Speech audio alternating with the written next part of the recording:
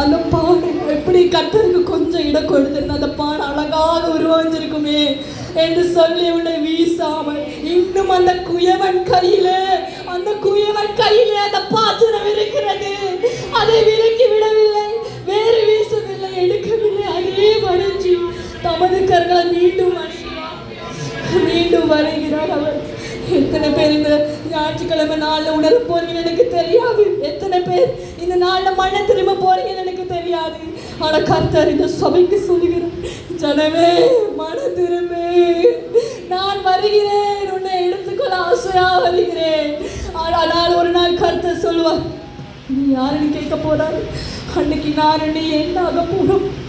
இவ்வளவு நாள் கிறிஸ்தவனா வாழ்ந்ததுக்கு என்ன எதுவுமே இல்லாம போய்விட போறோம்.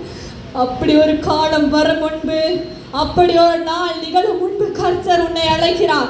கர்த்தர் உனக்கு சொல்லுகிறார், நீ இயேசுவின் நாமத்தினாலே இன்று மன திரும்ப என்று சொல்கிறார்.